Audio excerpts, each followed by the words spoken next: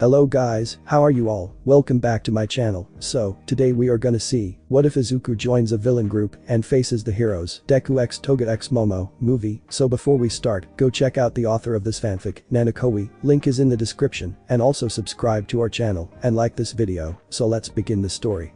Inko grimaced as she heard the phone ring, dreading the conversation that she had reluctantly started.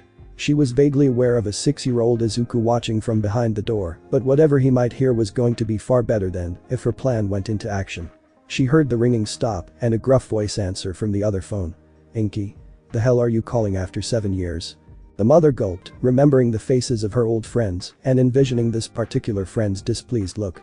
"Gareth, I know I haven't called in so long, but I have no other option."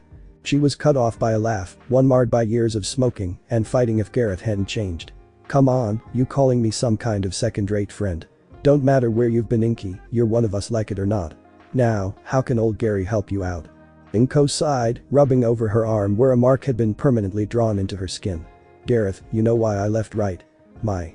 She heard a grunt on the other side and she could almost see him leaning forward, his fingers curled around a cigarette, now expertly maneuvering it between his fingers. "Yer son, Izuku, if my memory isn't a bitch like usual. You add I'm with that pretty boy Hisashi, right?" Inko gulped, steeling her resolve before saying. "Yes, but Hisashi left us a couple years ago. I need to work full-time, but I can't afford care, and Mitsuki's boy bullies Izuku. Gareth, can you take him in? Even just for a couple of hours a day?" She heard absolutely nothing from the other side, silence, nada.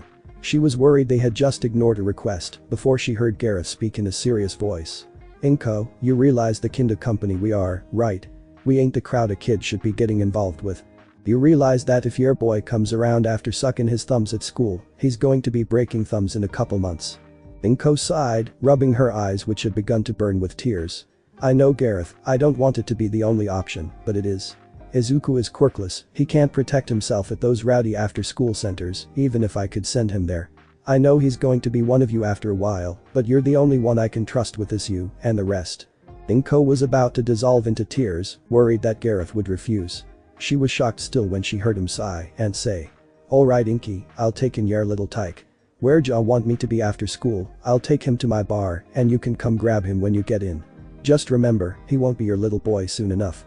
She sighed in relief, rubbing her eyes one final time before saying, "Thank you, Gary, I know I left you all behind, but I didn't want our life for my little Izuku." Inko heard one final chuckle before some haunting final words. "Looks like he's getting it anyway. Violence is in his blood, Inky, as is in yours." But that Gareth hung up and Inko was left in the darkened corridor. Sighing, she put the phone back into the pedestal before turning around to see Izuku looking at her curiously from his room in his all-might honesty. "Mommy? Who was that?" Inko walked over and wrapped him in her arms, embracing her son in fear. "Just your old godfather, Gareth. Now, you'll be going with him after school before mommy comes to pick you up. Now then, time for bed." She herded the fussy Izuku into his bed, giving him a kiss on the forehead once he was asleep. With one final look over her shoulder, she walked out of the room, fully realizing that soon enough he would be much too mature than his age would suggest. Time skip, after school the next day. Izuku worriedly looked around the car park of his primary school, searching for a man that could be Mr. Gareth. He heard a triplet of laughs from behind him and turned around to see Bakugo and two of his friends standing over him. "So Izuku, where's your mommy?" "Oh, she ain't here. I bet it's because you're such a useless Deku." Izuku stood there, taking it in stride like he learned to. Kaken was strong, he was weak, this was how things worked out. "Hey kid, you wanna piss off?" They all turned to see a massively large man next to them, looming over them and casting a shadow over them all. He wasn't built like All Might, but his body obviously indicated a fighter. He was in jeans and a t-shirt, his muscle-bound arms covered by a biker jacket, while his right eye was adorned with a scar, framed by his dark auburn hair. Bakugo and his cronies seemed to piss themselves before scrambling off with their tails between their legs. With a sigh, the man watched them go before turning to Izuku. "Hey, your name Izuku?" Izuku nodded frantically, still scared deeply by the man before he launched a yellow-toothed smile at the young boy. "The name's Gareth, your mama tell you about me?"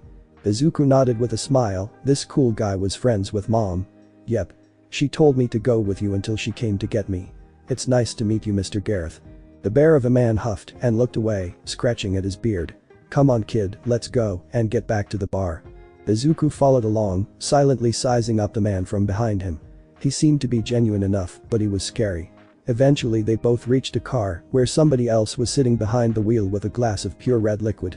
Gareth opened up the back seat and helped Izuku up and into a seat, strapping him in before addressing the woman behind the wheel. "Heather, meet Inky's son. Izuku, this is Heather." The woman called Heather turned around in her seat, not spilling a drop of liquid despite the quick acrobatics. Her blood-red eyes glistened with mischief, framed by raven black hair. "Hiya. So you're Inko's son, Izuku, right? I'm Heather, I used to be your mama's right-hand woman till she went domestic." Izuku nodded, very curious of the friendly woman, as Gareth got into the seat next to her. "Come on Red, let's get him back to Bulja and introduce him to the others." Heather pouted before getting back into driving position and draining her glass, smacking her lips before cracking her fingers and adjusting her rearview mirror. Gareth grinned at Izuku in said mirror, giving a warning. "You like roller coasters, kid? 'Cause you won't like this one." Gareth's words held true, as the ride proved to be one Izuku would not forget anytime soon. After a trip which made Izuku redefine his version of insane, he let Gareth unbuckle him before being scooped up into the arms of Heather. They appeared to be in a pretty dark part of the city, despite the sun hanging in the sky. She ran her hand through his hair, apologetically looking down at him. "Sorry Izuku, I get a little excited when I'm behind the wheel." Izuku remembered his mother teaching him to always be polite when somebody apologized. "Don't worry Ms. Heather, I'm okay." Gareth sighed before walking over to the building they had parked outside of. "Come on you two, I've been sober for 2 whole hours."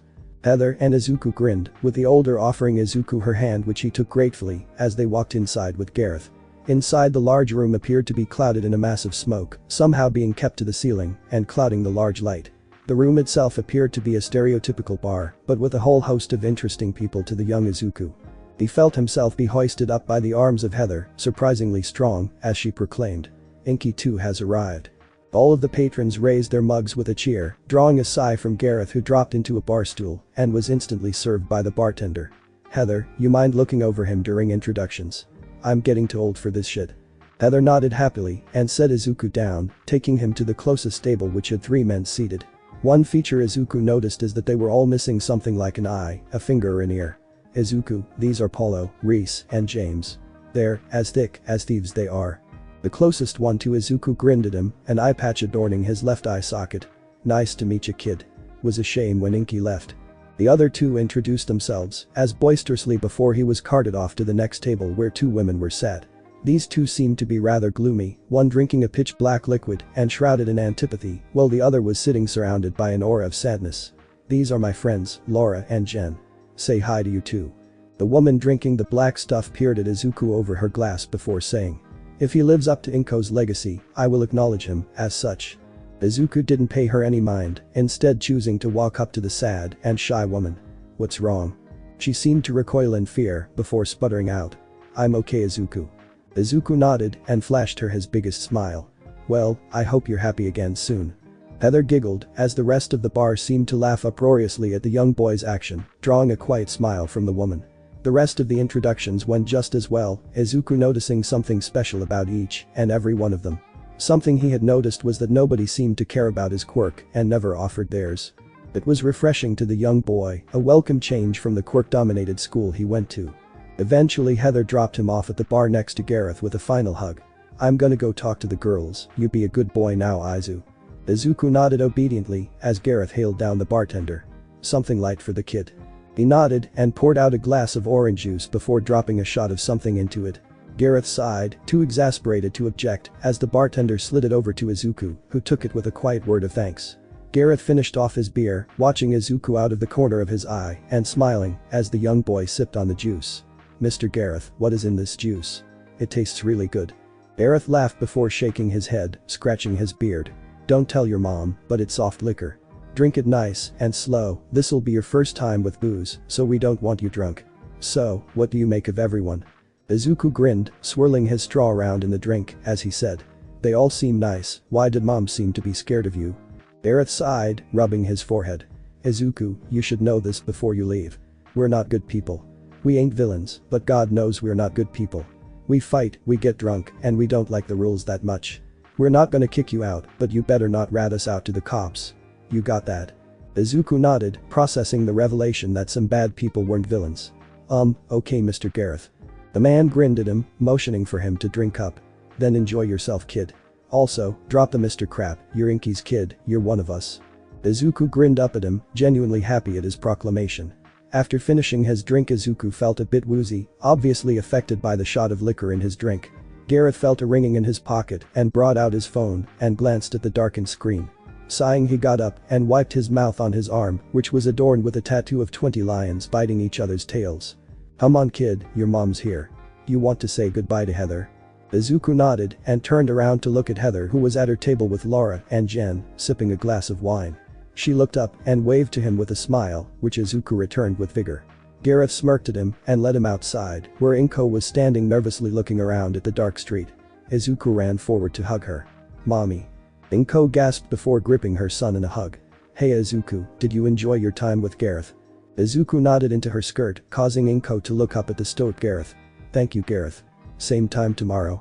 Gareth nodded before kneeling down to Izuku's eye height, ruffling his hair. "See you tomorrow kid." Izuku grinned at him and nodded. "Yep. See you tomorrow Uncle Gareth." He bashfully looked away before standing up, nodding to the two and walking back inside. Inko helped Izuku up and into his seat while asking about his day. Izuku prattled on about how cool Gareth was and about Heather and the rest of the patrons of the bar. Inko listened attentively as she drove back to their flat, reluctantly eager to see how her old friends were doing. Eventually they got back to the flat. She made dinner while Izuku went into his room to play around. Eventually it was ready, they ate, and Inko helped him into his pajamas and into bed where he promptly fell asleep. As she was about to leave the room, she couldn't help but notice the little booklet she had bought for him to write his hero research and open on his little desk. Walking over, she scanned it over and smiled ruefully at the crude sketches of Gareth and Heather on their own separate pages. They seemed to take pride of place at the front, being as bold as All Might's entry at the start.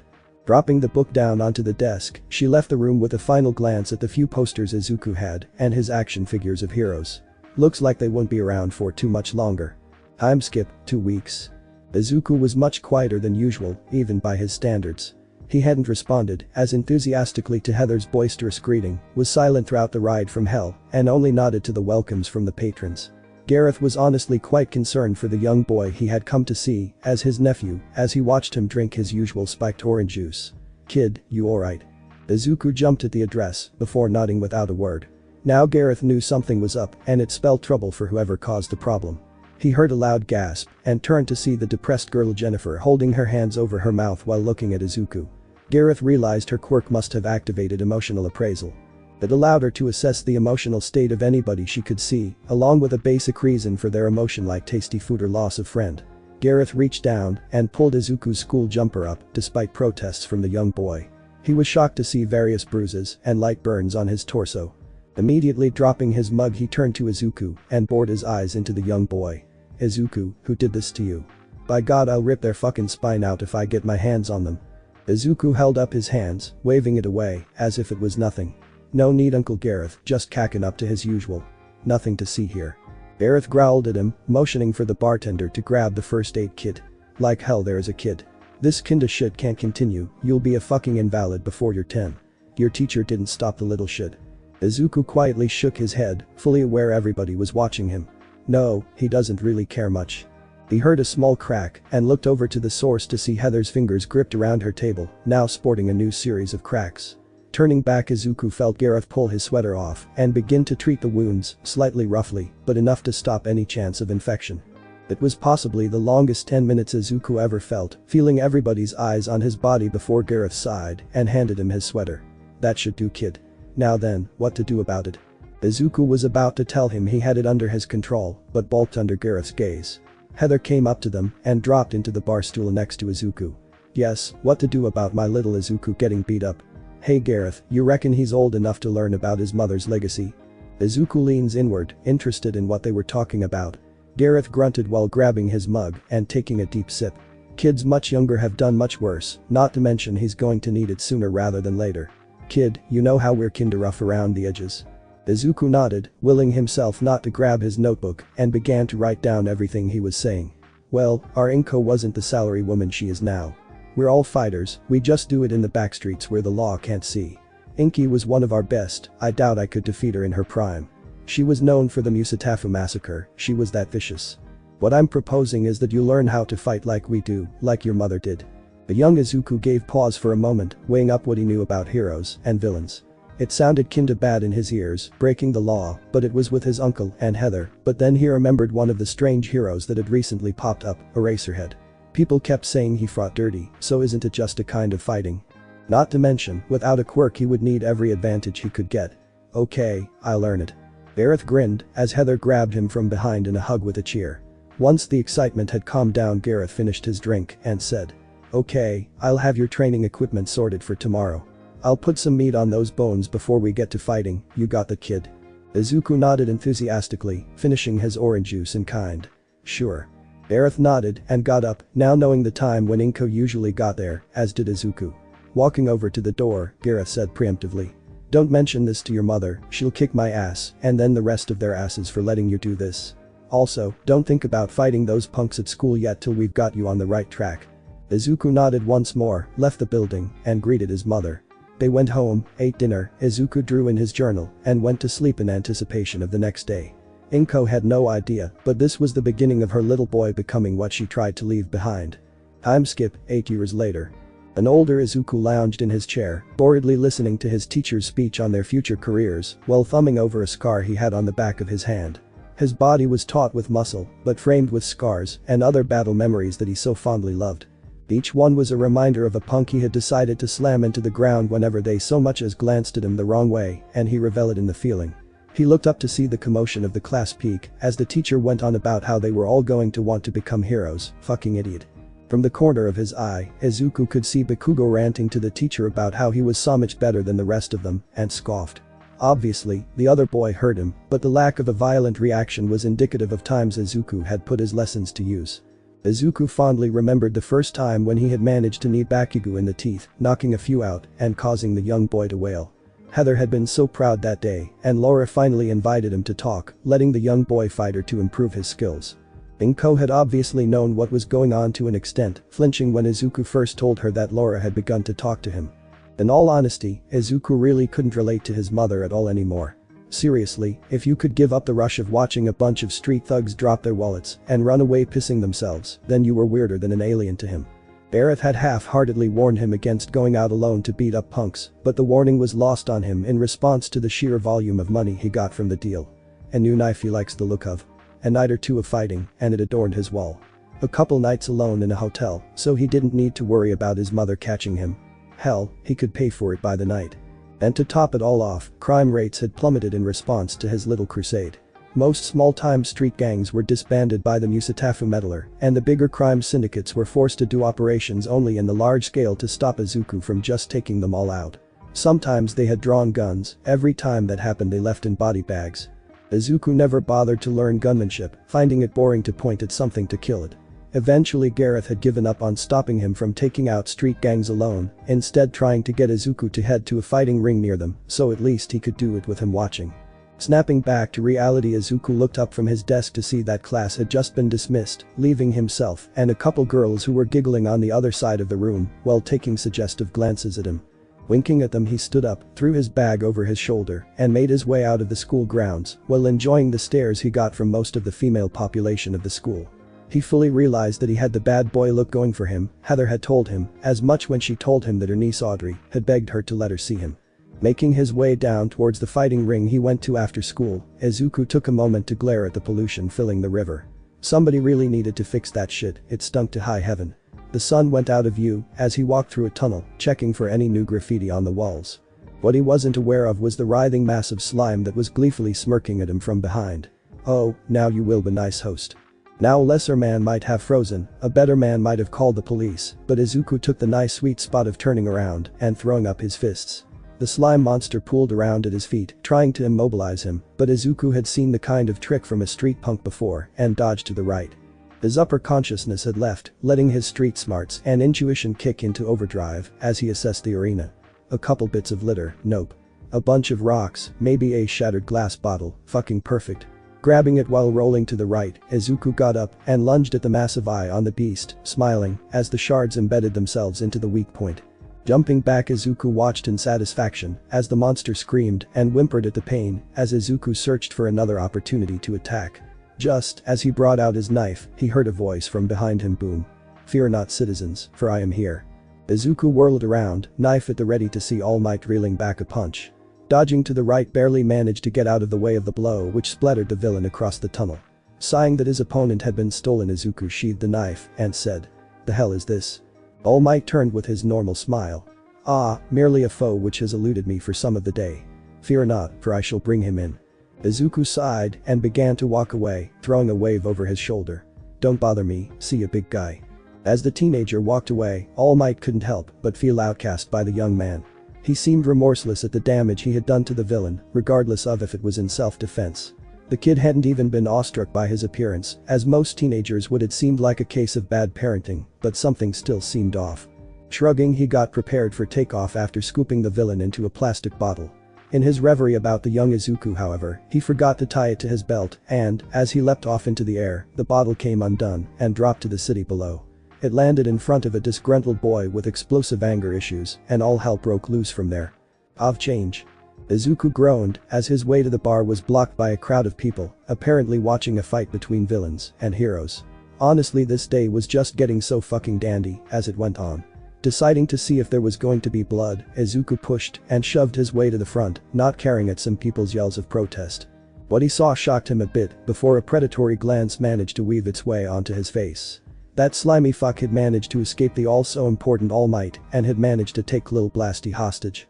Realizing that the heroes were doing nothing and that his knife was being blue-balled after not spilling blood the last time, Izuku decided to have some fun. Jumping over the police cordon into the area, he called out to the monster. "Hey Shitston, remember me?" It looked down and seemed to recoil in fear. You were the one who messed up my eye, you little fuck. Now then, let's see how this quirk does against you." The mention of a quirk sobered Izuku, a small angry grimace on his face. "You think some firecrackers will do much to me, Shitston? Let's test that theory." Hitting the release on the switchblade, Izuku threw it at the monster's eye, landing home once again, causing it to scream in pain and loosen its grip on Bakugo. Leisurely walking forward, Izuku grabbed his classmate by the front of his clothes and wrenched him away, saying, "Oh hey Kaken, nice new boyfriend you've got here." Itsuki growled and was about to refute him when he was pushed aside by Izuku. "Now then, how about a quick dance, Shitston?" Izuku pulled out another knife, this time a much longer one, and jumped up to the eye once again. Grabbing onto the switchblade already embedded in the eye, Izuku drove the other into the organ, causing another scream to erupt from the monster. "Now then, you want to be blind forever, or are you going to shut the hell up and turn yourself over?" After a couple seconds of screaming, along with horrified looks from the heroes and spectators, Izuku twisted the switchblade. "Come on sweet pea, I ain't got all night." The monster blubbered out what Izuku could only assume to be a yes. And jumped down, taking his knives with him. The sludge villain had curled up in a ball, not responding when the authorities were arresting him and instead blubbering in pain. The heroes tried to detain Izuku for questioning, but got a middle finger in the face as the young man walked off towards the bar. What he didn't notice was All Might watching from a rooftop, his body deflated into his true form. That was harrowing. The boy has skill, but it is used for pain and not apprehension. It would be prudent to inform Tsukauchi, lest he fall to villainy. Izuku had just walked into Bulja, the bar owned by Gareth, and was greeted by various calls of greeting to him by the patrons. Gareth was nowhere to be found, making Izuku grin as he walked over to the bar and called out an order for his usual. The bartender had become his greatest friend, staunchest ally, and taker of wealth in his time fighting, and he proved it by sliding the drink over to Izuku as a note flew into his hand. The bar was quite empty tonight, but a figure sat down next to him, causing him to turn his head slightly to look at them. It was Laura, his most vicious sparring partner, who had a glass of dark wine in her hand. "Izuku, the news has said that a villain was mutilated by a green-haired armed vigilante." "Why?" Izuku grunted and took a mouthful of his drink. "Fucker tried to kill me before, just finishing business." Laura nodded as she sipped her own. "Well, it looks like the hunt for you is on. I would finish your drink and get out of here. Also, Heather sends her regards." As his drink was reaching completion, Izuku asked, "California, right? Visiting family if I remember." Laura nodded, continuing. "Yes, said that her niece wanted her to be there for her birthday. Granted, she asked after you initially." Izuku shrugged, not really caring for the girl's crush on him. Audrey looked a nice enough girl, but too rich for his blood if he ever talked to her. "Alright. Thanks for the message, pass it back for me would you? I'm going to hit the ring, I like the look of a new butterfly." Laura nodded, watching as Izuku slid his empty glass over to the bartender before standing up and leaving. He walked through the humid air, relishing in the relative cleanliness of the streets that he had enforced by his own two hands. The path he walked was a familiar one, dropping down an alleyway and heaving over a wall into a large circular clearing with a pit in the middle. It seemed that a couple people were already in there, ripping at each other with claws, as a rabid crowd screamed them on. Looking through the crowd, he didn't see any people looking suspiciously out of place, which meant no undercover cops. It was at that point he felt a breath on his ear and twisted out of the way of a knife that filed for his side. "Sup, Yoga?" The blonde girl smiled sweetly at him as she sheathed her knife, now swaying her hips in place as she leaned on him. "Hey Izuku. Ready to spill some blood?" Izuku barked out a laugh as he said. "As long as you're giving me my cut of the profits, sure." Toga nodded, showing a ticket that had a large 10,000 on Midori stamped on it. "Yep. 40/60ths, as usual, 1.5x return. Also, I was wondering if..." He sighed and nodded. "Yes, I'll come with you to get cheesecake." She cheered before slapping him from behind, signaling for him to get into the ring. "You go, boy." Izuku walked forward, shoving the bystanders away as the last fight was cleared up. Jumping down into the pit, he saw a large man crash down as well, wielding a large metal pole he whacked the floor with. "Ready to play, little rabbit?" All the Goliath received in return was the sound of a switchblade opening and a savage grin. "Let's tango." Time skip. 20 seconds is all it took. The crowd was Aurora as they looked down at the weeping Goliath, who had about 40 cuts on his face alone. Izuku muscled himself up and out of the pit before getting rushed by Toga, who had a plastic bag full of paper bills. "Izu. You would never guess it. When they saw Goliath against you, they raised your bet to 2.5x. I also managed to get some extra tickets from some suckers." Izuku sighed, ruffling her hair before spying the angry-looking crowd around him. "Let's head to Toga." She was about to protest before he looked into her eyes and said harshly, "Now." Toga relinquished before yelping as Izuku brought her into his arms, rushing through the crowd and jumping out of the ring. They heard some angry yelling from behind them, but Izuku never looked back. Eventually they were out of the ring, but they never noticed a scarved man watching them from the roof of a building. A communicator on his chest asked quietly, "Izawa, do you have confirmation of the target?" He slowly lifted his hand and hit the open mic button. "Yes, he is with Himiko. They appear to be familiar with each other," the communicator said again. "The patrons of the Bulja bar have denied any connection with the subject. Inko Midoriya, however, claims that the target has frequented the bar since he was young due to circumstance. Do not move to apprehend, we will apprehend tonight." Izawa grunted and responded. "What of subject Himiko, Tsukauchi?" The detective simply returned. Leaving her, Midoriya could be a good leverage against her later on. The hero turned off the communicator and watched as Toga was set down and brought out a bottle. Midoriya sat down on a free bench and let Toga massage the brown contents of the bottle into his hair, each strand getting progressively browner with each press. Eventually Izuku's signature green hair was now a chocolate brown. Standing up, Izuku offered her his arm, which she happily took as they went over to a cozy-looking cafe. Izuku sat down at a table with a sigh as Toga happily began to browse the menu. Grabbing the bag, he began to count out their shares. True to the deal they had struck, he took his 40% before sliding over a neat pile of notes worth 60% to her. "Good doing business with you, Toga. What are you getting?" She smiled coyly as she put her chin in her hand, leaning closer to him. "Oh, what to get indeed. How many cuts did you get on him?" He barked a short laugh before saying, 49. Toga mock swooned before turning back to the menu, counting down the list until she got to 4. Turning to a free waiter, she said, "Strawberry cheesecake, please." The waiter nodded and went back to the kitchen as Izuku pulled out his phone. 4 new messages. Opening the app, he saw 3 by Gareth and 1 from Heather. Opening Gareth's contact, Izuku read them with a grimace. Gareth. 4 police at Bulja looking for you. Gareth. Stay clear for tonight. Gareth. Go and stay with Toga or something. Sighing, he typed back a quick OK before turning to Heather's contact and opening the message. Inside was a picture of both her and her niece at the beach, who was obviously trying to make herself look as appealing as possible. Sighing, he typed back, "Nice, say hi to Audrey for me." Dropping it back into his pocket, he looked up to see Toga with a spoon held up to his mouth, a chunk of cheesecake offered to him. Rolling his eyes good-naturedly, he took it from her, watching as she grinned happily before going back to devouring her slice. Today had been tiring as hell in his eyes, and since he couldn't drink it away, he turned to another waiter and said gruffly, "Could you get me a coffee?" He walked over to the bar, expertly pulling a coffee and bringing it over to Izuku and placing it in front of him. Izuku drank it in silence, watching Toga over the lip of his mug as she swung her legs beneath the seat. She was an enigma wrapped in a blood-stained mystery to him, and he remembered his first encounter with her. She was sitting on a corpse, slowly running a knife over its spine when Izuku found her. He had just gotten back from taking down a small drug ring and he was already pretty cut up from a couple stray knives. He was only just able to dodge the knife thrown at him, but one look at her face instantly told him she was insane. The game of cat and mouse continued for a couple hours, Izuku hiding in buildings with Toga's crazed humming and false cooing, making the night like a horror movie. Eventually the day broke and he was just about to escape back to Bulja when she struck. They wrestled over a knife for a bit before it managed to draw a line over his cheek.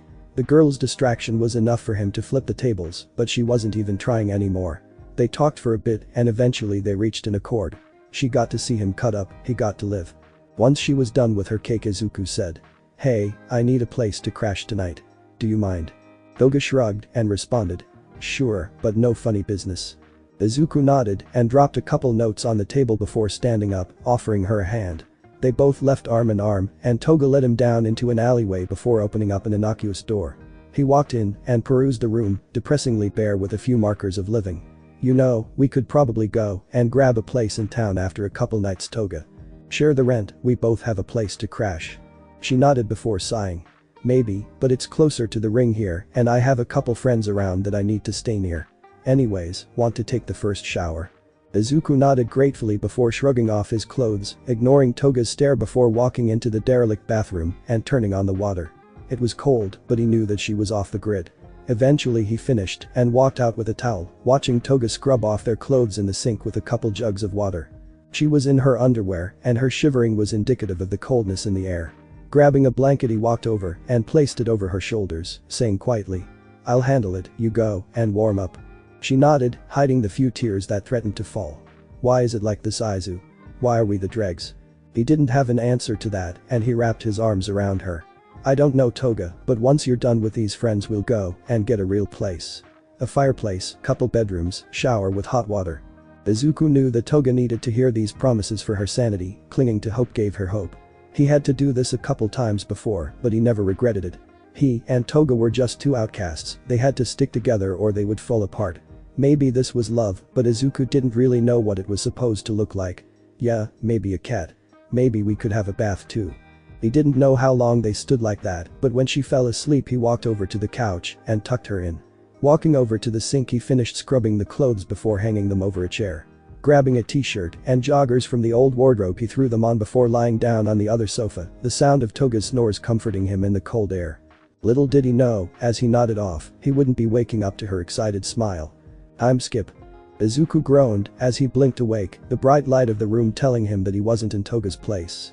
The walls were barren white and he appeared to be chained to a chair that was sat across from a blurred figure. All of a sudden a rush of cold overcame him, courtesy of a bucket of ice water that shocked him awake. The figure became clear, a large man with bulging muscles and blonde hair. All Might. All Might nodded grimly. "Yes, Mr. Midoriya, or the Mustafu Meddler to some. You were arrested in the night for vigilantism, consorting with criminals, participation in illegal gambling, and fighting. As a young adult, you would be granted familial contact, but unfortunately your mother has requested not to be contacted. Is there anyone you wish to speak to?" Izuku gritted his teeth at the news that his mother had given up on him. He couldn't contact Gareth or Toga, they would instantly become targets. "No." He nodded, leaning forward on his arms. "Okay, let's begin.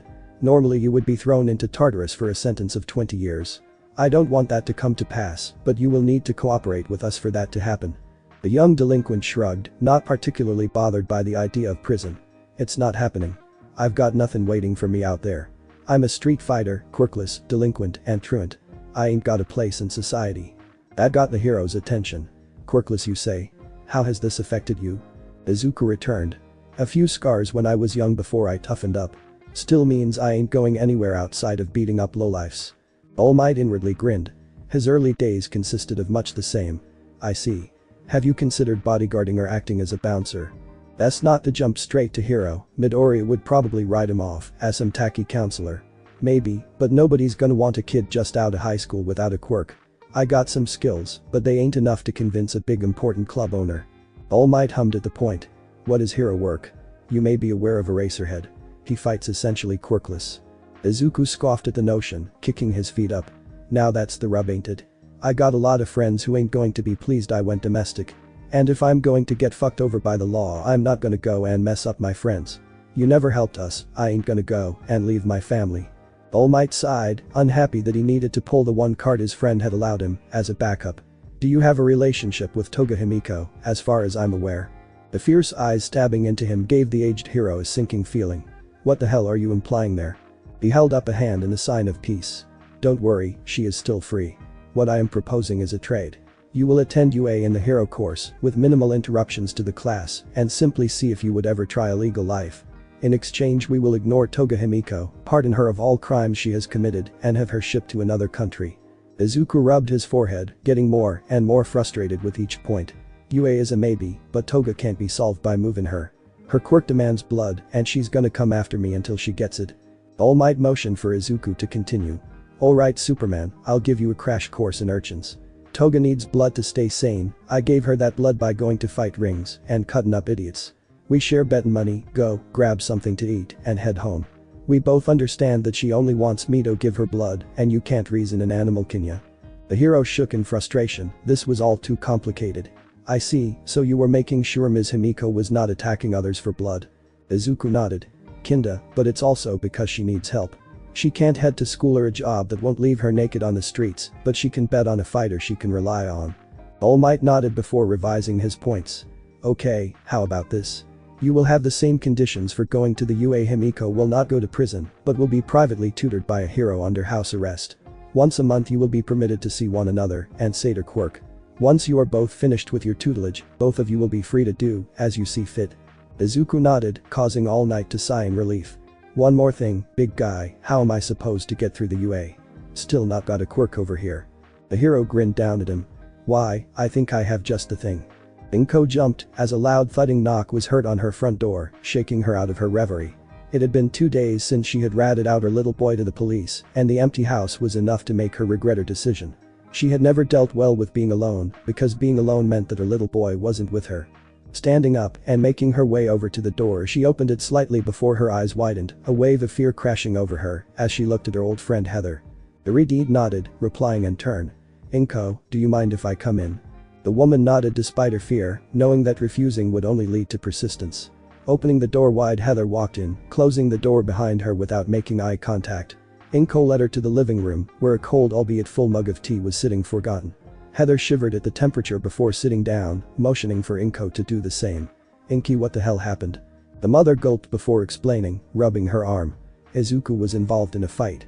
The police came over and said that he was under arrest. Heather sighed, battling back tears. She knew this day was coming. Izuku was making too big a name for himself before he knew how to deal with it. Things had changed way too much since she had left for her vacation. Okay, so you sent them over to Bulja. Inko, why? The hurt in her friend's voice made Inko's dregs of confidence shrivel up. He couldn't stay like that. He was getting in fights, stabbing people, staying in dodgy hotels, and there's that girl he was staying with. She could only be trouble. Heather sighed, surprising Inko with a reluctant nod. I know, he wasn't prepared for his own infamy. It was necessary to be a mother, I understand. But you have no idea how bad it will get if Toga tracks you down. Inko shuddered out emotion to continue as Heather brought out a flask containing what Inko remembered to be distilled moonshine. Her old partner's quirk, poison resistance, made getting drunk difficult. That girl you call trouble, her name is Toga. I've only met her a couple times, but Izuku and her are as thick as thieves. Toga is unhinged, jealous, and strong. Izuku made his mark on her as the only one able to take her all, good and bad, thus she relied on him as an anchor. Now that he's in prison, it might be good to brush off the training equipment. Her hand reflexively came to her wrist. What? She can't be that bad, surely. Heather shook her head. No, I know that she will track you down and hurt you if given half a chance. I've been trying to get him away from her, but it's no use. Inko leaned forward intently, a silent question to elaborate. Heather grinned happily as a red blush came over her face. My niece, Audrey, may or may not have a massive crush on him. I'm a bit of a matchmaker, but it's hard because she's in California. Toga has the advantage of being near, familiar, and similar to him. Inko nodded before wondering aloud. Maybe his room would give us some clues into his mindset. I've not stepped inside in years. Heather nodded, grinning, as she jumped to her feet and dragged Inko up as well. Lead the way. Inko laughed quietly, a bit of color returning to her cheeks as they walked over to her son's room. Opening it quickly, Inko gulped, her whimsy disappearing as she looked at the room. Knives lined the walls, otherwise the room had no other defining features. Heather walked past her, walking over to his desk and cracking open a drawer. Bingo. Inko walked over to see what she had found. Oh, he still has these. I thought he threw them all out, but these seem pretty new. Hero journals, 20 in total, lined the drawer. Heather picked up volume 1 and opened it, giggling, as she looked at the child's portrayal of Gareth, herself, and All Might. Oh. I can remember those first few days he spent with us. Gareth was so awkward, and Izuku was trying his best not to be a bother to anyone as he scribbled in these. Going for the latest one, Inko opened it up to see a much more intricate portrayal of a blonde girl in a beige school uniform. Next to it he had written, Toga Himiko. Quirk. Doppelganger. Through ingestion of blood, Toga is able to assume the form of the owner's body, and quirk. Depending on the amount of blood consumed, the time will change. This quirk forces her to seek blood out, be it ingesting or simply watching it be spilled. Toga requires comforting once every week statistically, but emotions can cause this time to lessen. During these proceedings, remind her that things will get better and that we will share a house that is on the grid. Agree with all promises, failure to do so will result in emotional collapse and extreme aggression. She lives in the slums in an abandoned apartment. She enjoys cheesecake and is unafraid to bid on me in fight rings. 40-60th split is the agreed percentage share of betting money. Her teeth are acutely sharp, she enjoys play and is very emotional when receiving gifts. Note. Birthday. August 20th. Volatile, possibly the closest somebody has ever gotten to killing me. Current status. Tied to people who have an interest in keeping her in the slums. I have already scouted a place in town that has 2 beds, connected to the grid, and is low security. The keys are halfway into my hand, and the moment Toga signs that contract it's ours. Until that day I'll keep her alive, she's the best friend I'll ever have. Inko, and Heather looked up from the journal, the holder closing it shakily and laying it down on the desk. Heather spoke up in a weirdly breathless tone. Well shit. It looks like he's got it bad. Inko nodded, slipping back into the days when she was at the massacre. You can say that again. Toga is his partner, the Bonnie to his Clyde, and that's going to be hard to change now. Heather inwardly smirked as Inko began to stand up straight again, exuding the lethal confidence she once enjoyed. Nevertheless, you had better begin to hit the gym again, it can't be healthy for you to stay like this anyway.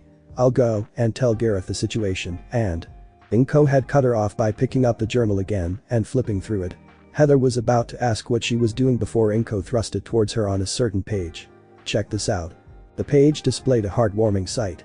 Izuku had obviously done this page over the night, looking over his friend as she slept in the moonlight. It depicted Toga snoozing in a chair near a window, the moon illuminating the girl. Each detail was captured meticulously, from the girl's canines that gave her a cat-like appearance to the clutch of notes balled tightly in her fist.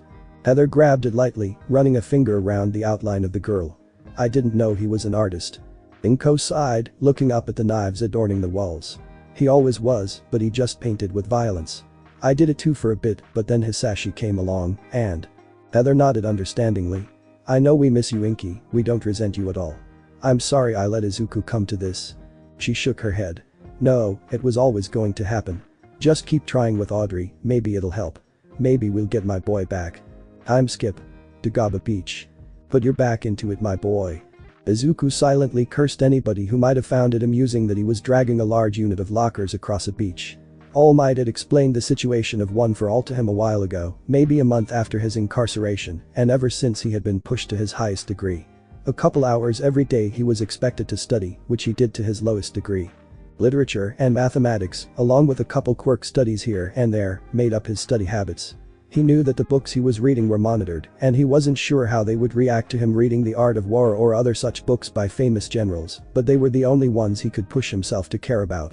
Mathematics was alright, not his favorite, but it beat doing something stupid like biology or modern studies. He had been assured that Toga was being cared for, but he knew that she wasn't going to last like she is. All Might had noticed him spending many training sessions in complete silence, thinking intently, but he had only an inkling of an idea of what his student was thinking about. This wasn't one of those days. When do I get to see Toga again, Mr. Muscle? All Might HMM''D from the top of the locker. I believe when you finish the beach, my boy. Rest assured, for you are making stellar progress. That was to be expected, considering Izuku was already in a good physical state. Years of fighting and exhaustive chases had left him with a good physical prowess, and the beach was about 20% done by this point. Alright, but if I find out that she's being hurt? All Might nodded grimly, remembering watching the fight between him and the sludge villain. Of course, of course. At that point All Might heard a ringing in his pocket and he brought out his phone and accepted the call. Tsukauchi, what's going on? The detective sounded really tired as he said. Its subject, Himiko, she's completely disappeared from our radar. The fighting ring, her old apartment, everything. I don't know what we're going to do if we don't find her before Midoriya finishes at the beach. Well, that just made things more complicated, didn't it? All Might responded quietly. Okay, I'll try my best to extend his training. Please try and find her. I don't want to be the one to break the news that we broke our promise to Midoriya. He hung up the phone before sighing and rubbing his forehead, imagining the firestorm that would occur if Midoriya learned that she wasn't being cared for. As this was happening, a knife could be heard being sharpened in a dark warehouse as a gaudy-looking man walked in. Himiko, I have a job for you. The insane girl walked out into the light and Jiren looked behind her to see various images of a green-haired boy cut up behind her on a wall. What is Jiren? I have business to attend to. The broker shuddered at her tenor before he smiled. Well, first tell me about this strapping young lad you have such an interest in. Her love-struck expression was plastered back on her face as she cuddled a knife to her cheek. He's mine, but they took him, my Izu. Jiren inwardly cheered. I think this job will be just perfect for you. Time skip. UA's entrance exam. Izuku groaned in displeasure as he walked up to another robot, cocked back his fist, and sent it flying with green electricity flying through his veins. It had been 4 months since he had received One for All, and 4 months since he had completely blown off All Might after learning that he had skimped on him. He remembered that fight fondly, despite the 2 days he spent in chains after. Toga was still at large, wreaking havoc through the slums, but Izuku was forbidden from going to her. It was near torture for him, imagining that she was in pain at night without him. It was also a big shock when Gareth had said in finality that Izuku was no longer invited to come to Bulja. He had shown up one day during visiting hours in UA's facility made for him and said in no uncertain terms that Izuku wasn't allowed back. Izuku had felt betrayed at the time, but Heather's visit the next day had explained everything to him. Flashback. Heather walked into the room designed to hold Izuku, shuddering at the barren nature of it. The boy himself sat on the bed, his head held low as his shoulders slumped in defeat. Izuku, hey. The boy looked up and she was pierced with eyes laced in anger. The hell do you want? She sighed and sat down at the desk chair across from him, his eyes never leaving her. Look, we didn't get a choice in the matter. Izuku cut her off bitterly. Sure. The hand reaching out and smacking him in the back of the head stopped him from continuing. As I was saying, we didn't get an option in the matter. Gareth did it of his own accord. Izuku's look of anger turned to confusion as Heather continued. Okay, so Gareth walks in one day and tells us that you're banished. He has to take on 4 of us before he's restrained. He says it's cause you need to go down a different route than ours, and I'm not sure I disagree. The boy's scoffing didn't give her hope as she leaned forward.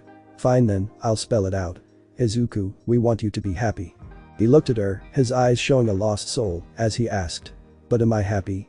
I beat up idiots, I drink at Bulja, I go home or I spend time with Toga. She was so close to being free, but now she's. Heather leaned forward even more, placing a hand on his shoulder. Look, Toga is a big girl. She's probably fine. Audrey has been pining for you ever since she saw you, I've even arranged for her to come over, and… His hand snuck up to her wrist, gripping it tightly, as she gasped. His eyes had become even angrier than before, as he accused in a quiet trembling voice. You're trying to replace her, you always were, where'd you get the fuck out? Heather gulped before saying. No. I was just trying to. His hand twisted, and Heather could feel a crack echo up her arm as she cried out in pain. Get out. 2 guards ran in with tasers, jabbing them into the prisoner's neck before Heather was escorted out. She was led to Recovery Girl, her fracture was healed, and she was sent on her way. Izuku was left unconscious in his room, but the scars he had from yesterday were only ripped open, and salt was dropped into the wounds. Flashback end. 40 robots had fallen to his fist since the exercise had started, and Izuku was enjoying a comfortable stroll as he patrolled for more points. That was when a large robotic noise was heard, and he turned his eyes to see a massive bot looming over the main area. Rolling his shoulder from his last hit, he felt the green energy at his legs begin to gather, and his speed all of a sudden increased, rocketing him towards the fight.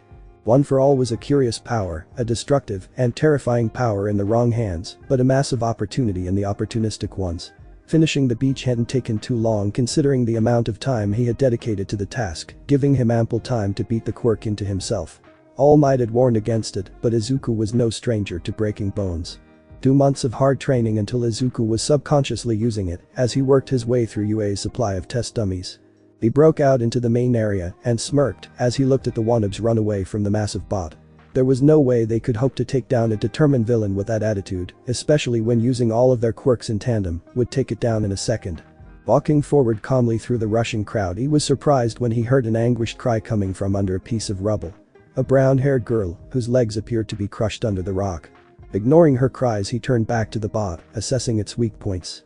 The previous bots appeared to have some kind of cerebral cortex, a CPU of some kind in the head. Looking up at the plate interwoven with cameras, he made the assumption that it was the weak point. Well, do or die now, Izuku. Let's tango. His legs crackled with energy before he rushed past and kept at one of the legs. The bot was unable to hit him with a missile without attacking itself, giving Izuku the opportunity to leap to the top of the bot's head. It was a simple job from there, breaking open the hatch and dropping in. Inside was a sweltering hot room lined with tubes and wires, along with a large button that had self-destruct written above. Nearly laughing at the cliché of the situation, he punched the button before climbing out and looking for a landing pad. The beeping from behind him was getting faster, and he realized that a jump was the only option. I've done worse, come on Izuku. He leapt off the boat as it began to explode and the world went silent for a moment. All of a sudden the heat on his back along with the massive explosion shook him off course, sending him tumbling through the air.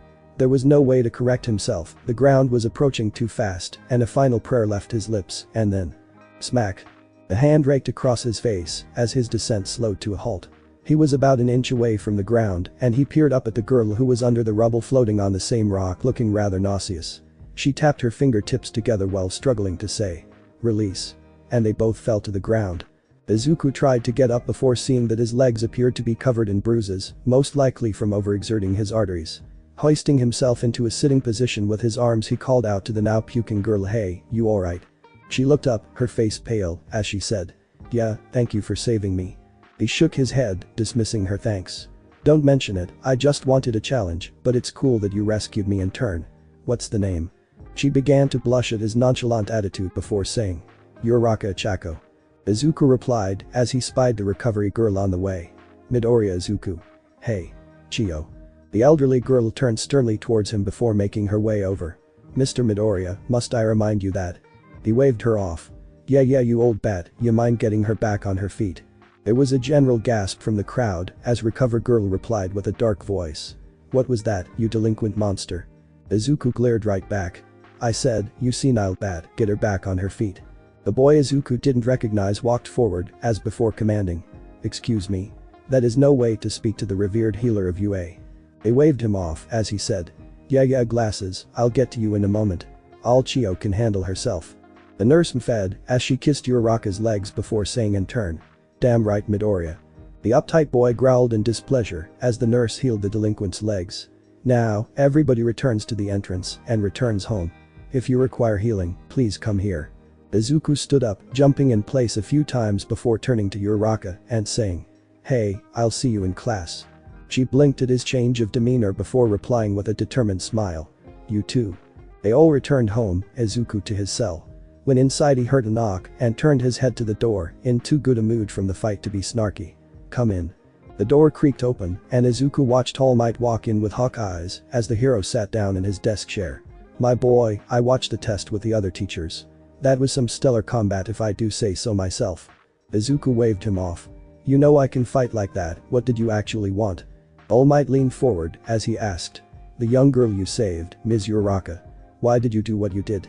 She displayed no value to you and you haven't been very forthcoming with heroic tendencies." Izuku sighed as he rubbed the back of his head. "Look Superman, I'm not going to lie, I'm still pissed that Toga is out alone. Uraraka was in the wrong place at the right time, I just saved her by taking out the big bot." Ashinori nodded before bringing out a sheet. "Well, since you are already here I thought I'd tell you your place. First, with Mr. Bakugo right behind you. You will be placed in class 1 with Izawa." Izuku cut him off with a groan. "Come on." All Might laughed heartily at the boy's dismay before continuing. "And we intend to send you to the UA dormitory system." That caused a heat to drain from the room as Izuku asked slowly, "You're trying to keep me caged in here, right? What the hell is your game?" All Might sighed and admitted, "Okay, we will admit that this is to keep you from going back to the streets. But we also have reason to believe that Ms. Himiko has, let's say, gone completely Andir if my terminology is correct. Every crime scene we link to her, we find a message written in the victim's blood pertaining to you, my boy. It's some scary stuff." Izuku began to rub at his eyes, fighting off tears of frustration. Mother. She was so close. Fuck. This is your fucking fault, you hear me? Every one of these deaths is in the hero's hands. All Might asked curiously. What do you mean by that? Izuku was too drained to try and hide it. I was so damn close to helping her. A couple months at most, and she would have been hidden away in the suburbs taking a hot bath or playing with a cat. You fucking caused this, all because you just had to steal me away in the night. Now she has no one who wants to help her, she's going fucking crazy. There was silence in the room for a while. All Might tried to probe. What of your friends? As I remember it, you frequented a bar called Bulja. The scathing laugh told him everything he needed. They hated her and thought she was a bad influence. Not to mention they kicked me out. They meant well, but I ain't looking back. All Might HMM''D before standing up conclusively. Okay, but this is not healthy for you to hold on to. My boy, I wish to escort you to the bar to reconcile your differences. The savage grin stretched across the boy's face before he threw himself to his feet. Why didn't you just say so? Let's do this. I've changed Bulja. The atmosphere in the bar had become muted in the 4 months since Heather had come back in tears. The news that Izuku had renounced them in turn had hit all of them hard, even Gareth, who had held out hope that Izuku would understand their reasoning. Heather sat alone most days, sometimes joining her girlfriends where they would sit in silence. But they had another who joined them in Izuku's place, an old friend. Inko came to the bar every week since Heather had come back from her house, sitting in a corner nursing a glass of water or light alcohol. Many had cheered when she came back, but her frosty attitude was enough to tell them that she hadn't forgiven them for what Izuku had become. Her figure had slimmed back down, and her posture had returned to what it was before. Now she was every bit the deadly massacre that she was before she had Izuku. Their reverie was shaken when the door opened quietly, revealing a certain No.1 hero. Many of them turned warily of the man towards him as he cleared his throat and asked aloud. Excuse me, may I speak to a man named Gareth? Gareth stood up from his bar stool, squaring up to All Might. You may. What brings the No.1 hero to my bar today? All Might's face was the picture of stoicism as he stepped to the side, revealing a face they hadn't seen in months. Inko shrunk back into her corner, watching her son walk forward with a savage smile. Hey Gareth, miss me? Gareth gulped inaudibly as he turned to Izuku, stealing his nerves. Why are you here, Izuku? I told you, you're banished.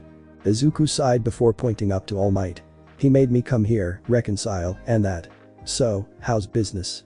Gareth didn't respond as Heather got up shakily. Izuku. What? Izuku turned to her boredly. Hey Auntie Heather, how's your trophy doing? The woman flinched as Laura stood up, a glass of dark red in her hand. Izuku, you will not speak to her like that. That admonishment would have scared a younger quirkless Izuku. But not this one. Laura, glad to see you still have that all-encompassing charisma. Gareth retook the reins as he said. Izuku, not now. What do you want? The boy's eyes narrowed as he demanded. An apology, not for myself, but for Toga. I didn't need protection, but she did. Gareth looked down at him with quiet eyes. They had never said that they liked Toga, but she meant a lot to Izuku. No. The sigh came from Izuku's mouth as he began. Well then, let's fight. He was blindsided by a flying Heather, All Might stepping back in shock. I'm sorry. She never deserved it, I shouldn't have forced you, and Audrey. Izuku wrapped a scarred arm around her, putting her back on her feet.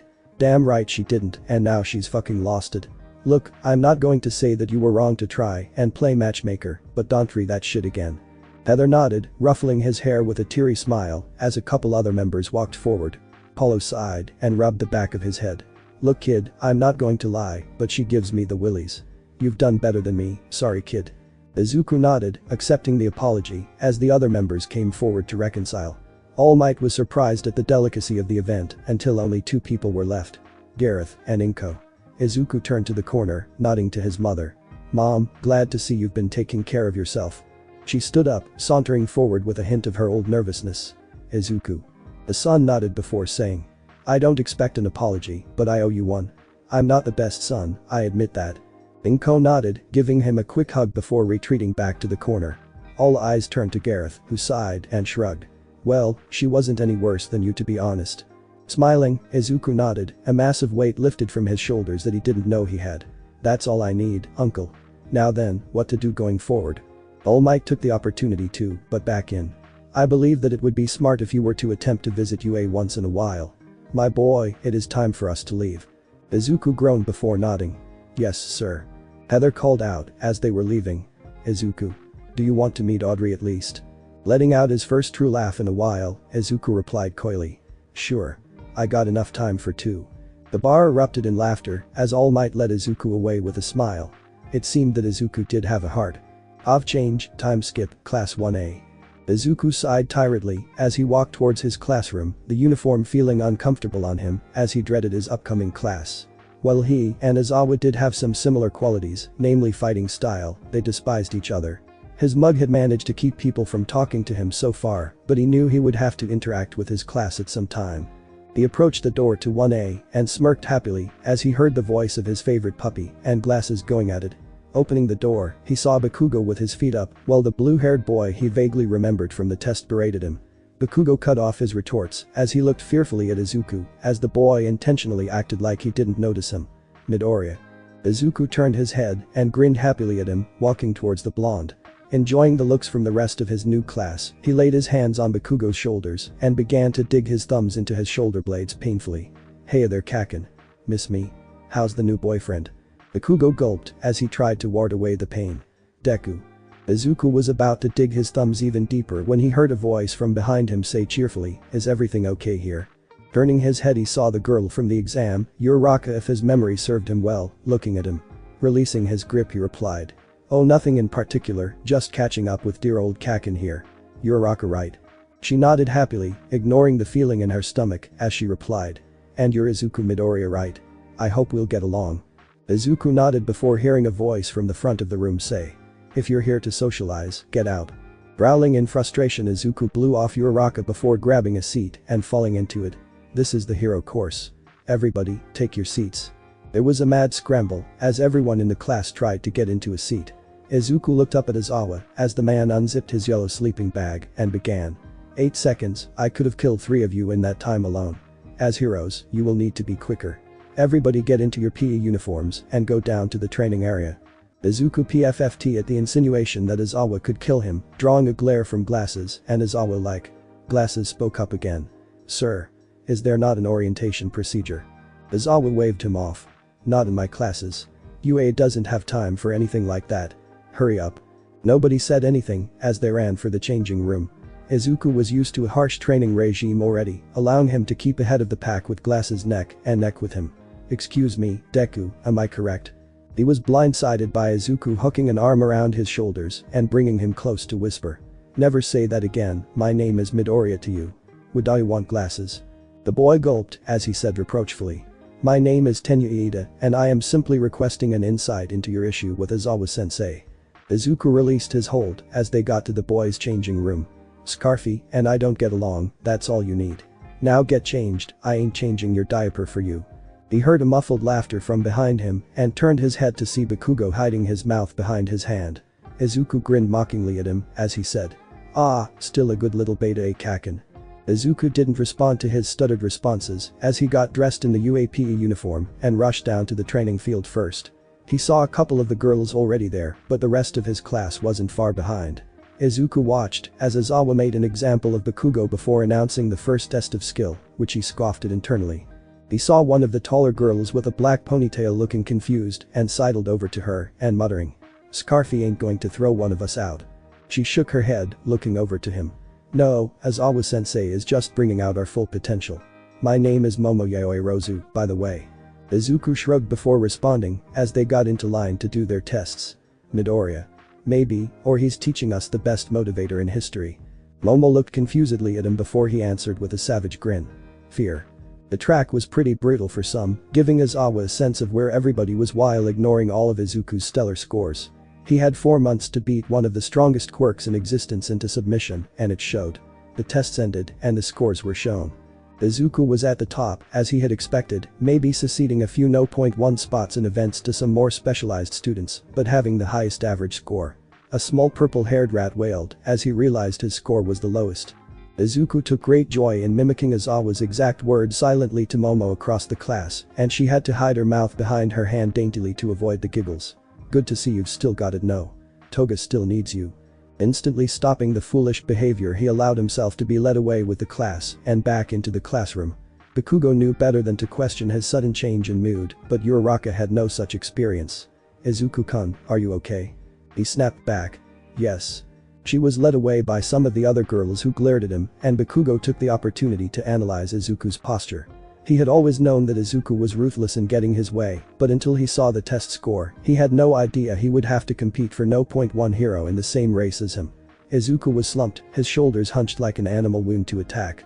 More than enough for Bakugo to realize that another provocation would be enough to make the delinquent snap. Class passed pretty quick, and lunch began with an overwhelming sigh from the class. While most went off towards the cafeteria, Izuku broke off and went for the dorms. Entering the Massive Heights Alliance, he went towards the kitchen and sighed, rubbing his tired eyes as he began to create his lunch. The lunch period was their only break, giving them an hour to recoup between the two segments of the day, and Izuku would prefer to stay away from the cafeteria. Of course, his silence was interrupted by a voice calling out knock knock. Turning around, he saw his mother standing there with Heather, both with bags of groceries on their arms. "Mom, Aunt, what are you two doing here?" Heather took the lead, as Inko was obviously uncomfortable. "Well, we wanted to see how you were doing. How's your first day going?" They both set down their bags on a spare counter as Izuku said a word of thanks. "Alright, teaching is annoying, but what do you expect? You two want some?" Heather nodded happily as Inko began to help out with the cooking, avoiding eye contact as best as she could with Izuku. Heather kept chatting away as Izuku responded to each question dutifully until she reached a certain topic. "So any cute girls?" Inko's loud chop signaled her displeasure with the notion as Izuku began to stir slower. "None that matter." Heather sighed before shrugging, letting her feet dangle from the countertop she sat upon. "Yeah, my bad. Any news on her?" Izuku nodded his head sadly, ladling out the soup he had prepared into 3 separate bowls. "She's getting worse. All Might told me that she was back on the killing, and she's." He couldn't continue, the thought of her suffering too much for him, as his mother pulled him into a hug. Her height had come back since she had stopped worry eating, and Heather had joked that it was time to put herself back on the market. Nonetheless, she was tall enough to hug her boy as she comforted him quietly, and he allowed it in a moment of weakness. "She'll pull through, Izuku. You both will." Eventually they broke apart and Izuku pulled himself back together, setting the table as his mother plated up the sides. Heather was glad to finally see the two of them working together, a real mother and son duo. She had spent many of her teenage years with Inko, and she had watched Izuku grow up, and the similarities between them were finally coming to a head.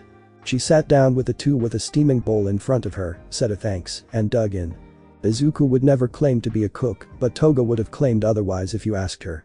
He had to learn to cook because he often couldn't go to the uncertified restaurants in the slums, and Toga often didn't want to go out anywhere but her favorite cafe. Therefore he had to learn to cook for both of them, and his skills weren't too shabby. All three ate in relative silence, enjoying the meal they shared until Heather pulled out her phone in response to a buzzing and opened a call with an apologetic glance. "Hey Odd, how can I help?" Izuku and Inko looked at her curiously as Heather HMM''D and gave basic responses in return to some questions until a mischievous grin stretched across her face, spelling trouble for Izuku. "Why, yes, he is sitting in front of me." Izuku sighed as Heather slid the phone over to him. "Your princess awaits the shining night." He picked up the phone dutifully and said, "Hey, Audrey, right?" The voice on the other was obviously cultivated but had a tinge of roughness to it. Yeah. It's cool to finally talk to you, Izuku." He tried to hide a laugh at her demeanor as he responded. "Likewise. What did you want to speak about?" Inko noticed that his speech became somewhat less street when he talked to Heather or Audrey, filing it away in her drawer of things to learn about her son. "Oh. Well, I was invited by Auntie Heather to come to Japan, and I was wondering." He smiled as he recalled nearly the exact speech pattern some of the girls in middle school would use when talking to him. "Sure, how about a day at the mall before a night on the beach?" Her small scream of excitement was muffled after a second before she responded. "That sounds lovely, goodbye." The line went dead and Izuku handed the phone back to the applauding Heather with a smirk. "Still got it. Sounds alright as far as take her home is concerned." Heather nodded, a prideful smile on her face as she crossed her arms over her chest. "I know, right? And I'm certain that those pics I slipped your way were enough to convince you of her other assets." He suddenly felt an angry presence to his left and turned to see his mother having attracted all of the knives to her. What was that? Izuku gulped, silently thinking to himself. "Well, I was never one for school, but I could really fucking use a bell right now." The end. Thanks for watching my video, and make sure to check out the author of this fanfic, link is in the description. See you next time, till then sayonara.